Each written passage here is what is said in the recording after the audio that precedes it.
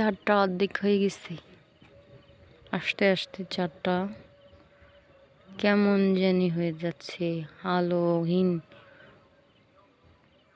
শূন্যর মতো। আলো নেই, মন খারাপ, অর্ধেক হয়ে যাচ্ছে, অর্ধেক দেখা যায়, অর্ধেক